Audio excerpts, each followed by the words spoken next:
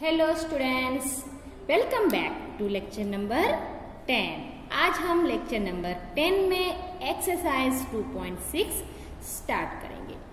2.6 आपको solve the following, यानी कि आपको थोड़े इक्वेशंस दिए हैं, पॉलिनोमियल इक्वेशन दिए हैं। उस इक्वेशन को आपको सॉल्व करके वेरिएबल्स की वैल्यू फाइंड आउट करनी है।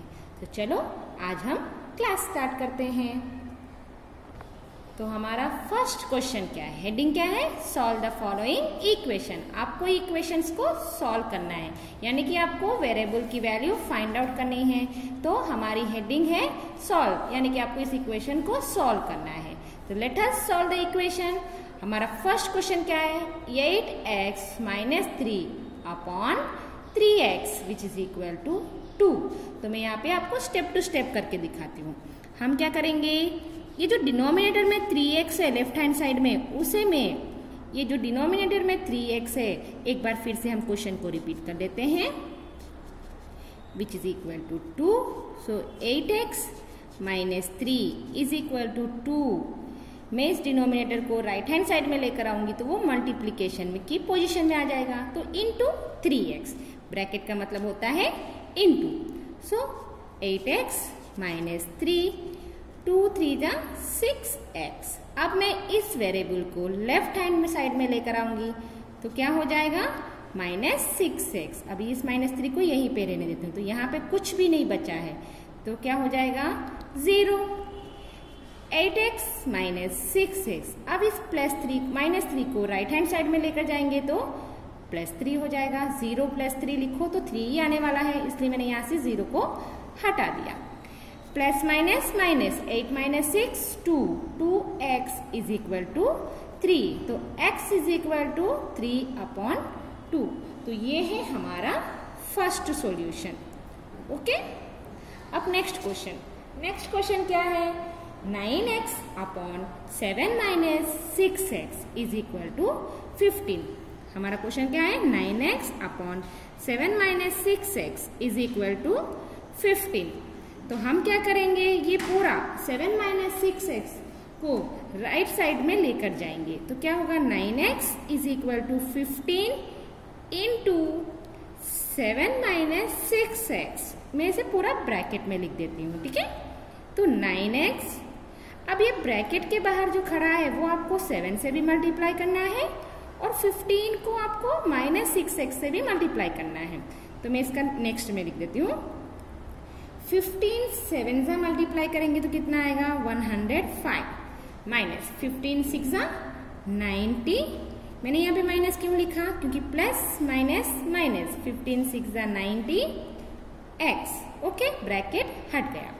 अब हम वेरिएबल वाला टर्म को लेफ्ट साइड में लेकर आएंगे तो 9x प्लस 90x, माइनस था लेफ्ट साइड में आया तो प्लस हो गया 105। ओके, प्लस 90 प्लस 9x हो जाएगा 99x which is equal to 105। x को यहीं पे छोड़ देते हैं, 105 अपॉन 99। अगर आप 105 को 99 से डिवाइड करेंगे तो क्या आएगा, तो चलो हम इसे कैंसिल करते हैं। कौन सी टेबल से करते हैं, 3 के टेबल से। 3 3 जा 9, 3 3 जा 9, 3 3 जा 9, क्या बचेगा 1। तो 3 5 जा 15। तो क्या आया, x is equal to 35 upon 33। x is equal to 35 upon 33। ये है हमारा इक्वेशन फॉर द क्वेश्चन 2। अब हम क्वेश्चन 3 करेंगे। क्वेश्चन 3 क्या है, x upon z upon z plus 15 which is equal to 4 upon 9। z upon z plus 15 which is equal to 4 upon 9। अब मैं इस पूरे z प्लस 15 को राइट साइड में लेकर आऊंगी तो z is equal to 4 upon 9 into z plus 15। अब आपको क्या करना है, 4 अपॉन 9 को z के साथ मल्टीप्लाई करना है, 4 अपॉन 9 को सिंबल के साथ। यहाँ पे प्लस है तो कोई प्रॉब्लम नहीं है, अगर माइनस होता तो आपको आंसर में डिफरेंट आता।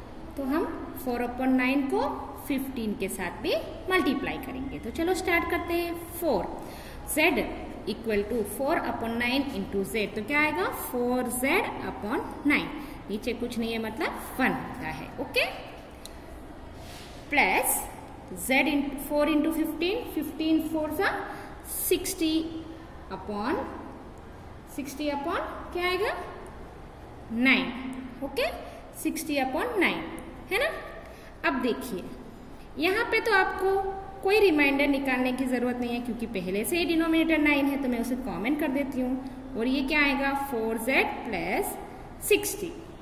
अब मैं इस डिनोमिनेटर को लेफ्ट साइड में लेकर आऊंगी, तो ये डिवीजन की पोजीशन में है, लेफ्ट साइड में आएगा तो मल्टीप्लीकेशन हो जाएगा। तो 9 into z is equal to 9z, 4z plus 60।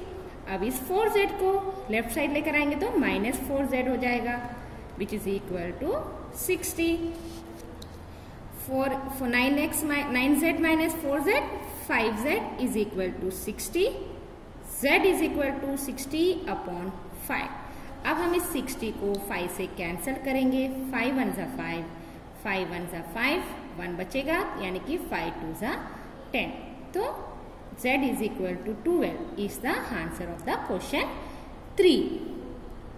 Next question, question 4। Question 4 क्या है 3y plus 4/2 minus 6y which is equal to -2/5। Okay, तो हम क्या करेंगे, पहले ये जो डिनोमिनेटर में है 2 माइनस 6y उसे हम राइट साइड में लेकर आ जाते हैं। ठीक है, तो 3y प्लस 4 को वैसे ही लिख देते हैं, -2/5 को भी वैसे लिख देते हैं। ये डिवीजन की पोजीशन में है तो वो इनटू की पोजीशन में आ जाएगा। फिर से आपको इस फ्रैक्शन को 2 के साथ और इसी फ्रैक्शन को 6y के साथ मल्टीप्लाई करना है विथ सिंबल। आपको सिंबल के साथ लिखना है। तो पहले मैं लेफ्ट साइड में जो है वो सेम टू सेम लिख देती हूँ, 3y plus 4 is equal to, अब यहाँ देखिए माइनस और यहाँ कुछ नहीं है मतलब प्लस, माइनस प्लस माइनस, 2 2 ज़ा 4/5, माइनस माइनस प्लस, 2 6 ज़ा 12y/5। अब रिमाइंडर तो सेम है यानी कि आपको कोई एलसीएम निकालने की जरूरत नहीं पड़ेगी, तो हम इसे कॉमन कर देते हैं 5 और ये हो जाएगा -4 प्लस 12y। ओके, अब इस 5 को मैं लेफ्ट साइड में लेकर आऊंगी तो क्या होगा 3y plus 4 into 5 which is equal to -4 plus 12y। अब इस 5 को आपको 3y के साथ मल्टीप्लाई करना है और इसी 5 को आपको 4 के साथ भी मल्टीप्लाई करना है। तो 3 5 ज़ा 15y प्लस 4 5 ज़ा 20 which is equal to -4 plus 12y। अब मैं क्या करूंगी, ये जो राइट साइड में y वाला वेरिएबल है उसे मैं लेफ्ट साइड लेकर आऊंगी। तो 15y minus 12y plus 20 which is equal to -4। 15y minus 12y is equal to -4, ये प्लस 20 हो जाएगा -20 जब वो राइट हैंड साइड आएगा। ओके, तो 15y माइनस 12y तो 3y which is equal to -24। y is equal to -24/3। Okay, minus y को यहीं पे छोड़ दिया, 3 को डिनोमिनेटर में लेकर आ गई। 3 1 ज़ा 3 8 ज़ा 24, तो क्या आएगा y इज इक्वल टू -8। ये है प्रॉब्लम नंबर 4। ओके, अब हम प्रॉब्लम नंबर 5 करते हैं। 5 क्या है 7y plus 4/y plus 2 is equal to -4/3। तो मैं क्या कर रही हूँ, जो नीचे डिनोमिनेटर में y प्लस 2 है उसे मैं लेफ्ट साइड से राइट साइड में लेकर आऊंगी तो वो इनटू की पोजीशन में हो जाएगा। ओके, अब हम 4/3 को y के साथ मल्टीप्लाई करेंगे, 4/3 को 2 के साथ भी मल्टीप्लाई करेंगे। तो 7y plus 4 is equal to minus plus -4y/3 minus plus -8/3।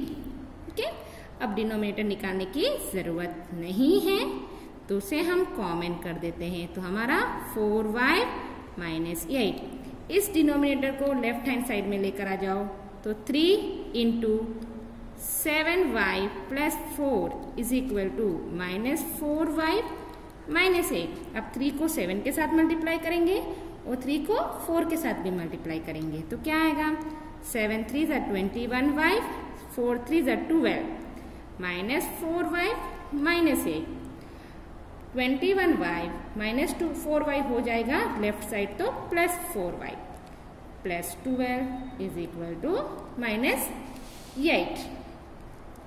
21y plus 4y इस प्लस 12 को राइट हैंड साइड में लेकर आइए तो सिंबल चेंज हो जाएगा। 21 plus 4 25 upon y minus minus plus 12 plus 8 20 12 बड़ा है तो minus 20 y is equal to minus 20 upon 25। Okay तो 5 के टेबल से कट करते हैं 5 4 ज़ा 5 5 ज़ा तो y इज इक्वल टू यहाँ पे माइनस है तो minus 4 upon 5। This is the answer of the question 5। Okay ये क्वेश्चन 5 का आंसर है। अब हम नेक्स्ट क्वेश्चन करते हैं। Next question 6। क्वेश्चन 6 देखिए the ages of Hari and Harry are in the ratio 5:7। Hari और हैरी की एज की रेशियो कैसी दी है 5:7। 4 years फ्रॉम नाउ यानी कि अभी से स्टार्ट करके 4 ईयर के बाद the ratio of their age will be 3:4। अभी उनकी एज 5:7 है। 4 years के बाद उनकी रेशियो कैसी हो जाएगी उनकी एज की रेशियो कैसी हो जाएगी 3:4। Find their present age. तो क्या दिया है हमें उनकी अभी एज कितनी होगी वो फाइंड आउट करना है। तो given the ages of Hari and Henry is 5:7। Okay अब इस रेशियो को सेपरेट करके वेरिएबल में यूज कर लेते हैं। Let present age of Harry, पहला कौन है हैरी तो क्या आएगा 5x। Present age of Henry, Harry की एज 5x है तो हैरी की एज कितनी होगी इज 7x। ओके अब दूसरा कंडीशन यहां तक तो हो गया। अब दूसरा कंडीशन क्या है 4 years from now. 4 years from now यानी कि आफ्टर 4 years है ना। आफ्टर 4 years देर एज कैसी हो जाएगी देर उनकी एज आफ्टर 4 years उनकी एज कैसी होगी अभी प्रेजेंट एज कैसी है तो हेनरी की कैसी हो जाएगी हरी की एज कैसी होगी 5x प्लस 4। अगर आपकी एज अभी 5 years है 4 years के बाद कितनी होगी 5 को 4 years प्लस करेंगे तो 9 years होगा। उसी तरह से अभी इसकी एज 5x है 4 years के बाद 5x प्लस 4 होगी और हेनरी की 7x प्लस 4। ओके अब यहां तक हो गया।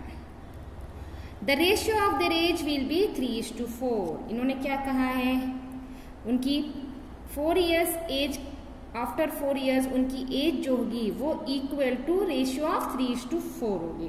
Okay their age will be 3:4 that is उसका मतलब उनकी एज 3:4 होगी। तो उनकी एज क्या है हरी की एज है 5x plus 4 is to Henry की age 7 plus 4 is equal to 3:4। अब इस रेशियो को हटाएंगे तो हम क्या कर सकते हैं फ्रैक्शन में लिख सकते हैं है ना 5x plus 4 upon 7x plus 4 which is equal to 3:4। इस 3:4 को भी हटा देते हैं तो 3/4 हो जाएगा। ओके अब अभी जो हमने इक्वेशन सॉल्व किए हैं उसी इक्वेशन की तरह हमें इसे भी सॉल्व करना है। तो मैं क्या कर रही हूँ 7x प्लस 4 को राइट हैंड साइड लेकर आती हूँ। तो 5x plus 4 is equal to 3/4 into 7x plus 4। तो 5x प्लस 4, 3/4 को 7x के साथ मल्टीप्लाई करेंगे, 3/4 को 4 के साथ मल्टीप्लाई करेंगे। तो 7 3 जा 21/4x प्लस 3 4 जा 12/4। यहाँ पे पूरा प्लस ही है इसलिए बीच में प्लस आएगा। ओके, अब इसका कंटिन्यू। तो इसके बाद हम क्या करेंगे, ये जो पहले से ही एलसीएम है तो हमें कुछ करने की जरूरत नहीं है, हम इसे कॉमन कर लेते हैं। तो 21x प्लस 12x। अब इस डिनोमिनेटर को मैं लेफ्ट हैंड साइड में लेकर जाऊंगी। तो 4 into 5x plus 4 which is equal to 21x plus 12। 4 को 5 के साथ मल्टीप्लाई करेंगे, 4 को 4 के साथ मल्टीप्लाई करेंगे तो 4 5 जा 20x प्लस 4 4 जा 16 which is equal to 21x plus 12। Variable वाला कहाँ लेकर आती हूँ, लेफ्ट हैंड साइड। तो माइनस 21x 12 माइनस 16x, ये 16 बिना वेरिएबल के राइट हैंड साइड लेकर जाती हूँ तो माइनस 16 हो गया। Plus minus minus 21 minus 21x, 21 बड़ा है तो minus 1। Plus minus minus 16 minus 12 4, 16 बड़ा है तो माइनस। तो x इज इक्वल टू 4। हमारा क्या आया, x इज इक्वल टू 4 आया। यहाँ पे माइनस माइनस दोनों तरफ कट करके प्लस हो जाएगा, इसलिए x इज इक्वल टू 4 आया। हमें क्या चाहिए थे, हमें x की वैल्यू नहीं चाहिए, हमें प्रेजेंट एज चाहिए उन लोगों की। देयरफॉर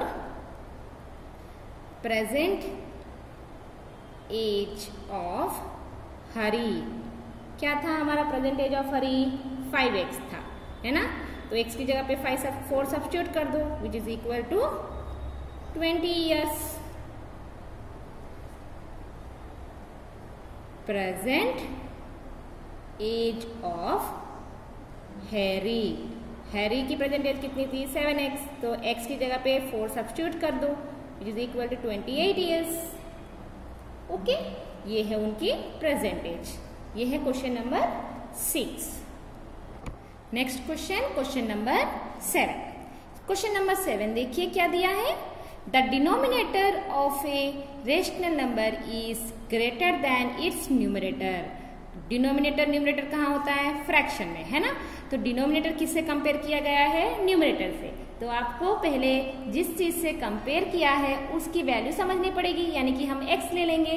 अब देखिए, अगर न्यूमरेटर x है तो इस कंडीशन को यूज करते हैं। The denominator of rational number is greater than its numerator by 8। तो डिनोमिनेटर क्या हो जाएगा, x प्लस 8 हो जाएगा। If the numerator is increased by 17, हमने न्यूमरेटर क्या समझा था x, अगर उसे इंक्रीज करेंगे यानी कि प्लस करेंगे तो क्या हो जाएगा x plus 17। And the denominator is decreased by 1, हमारा डिनोमिनेटर क्या था x प्लस 8, उसे 1 डिक्रीज कर दे तो क्या हो जाएगा x plus 8 minus 1 which is equal to x plus 7 हो जाएगा। The number obtained is 3/2। Find the rational number, हमें रेशनल नंबर फाइंड आउट करना है। तो हमें ये न्यूमरेटर और डिनोमिनेटर क्या है वो फाइंड आउट करना है। ओके, तो चलो हम प्रॉब्लम स्टार्ट करते हैं। तो कंडीशन के अकॉर्डिंग से पहले मैं लेट न्यूमरेटर ले लेती हूँ। Let the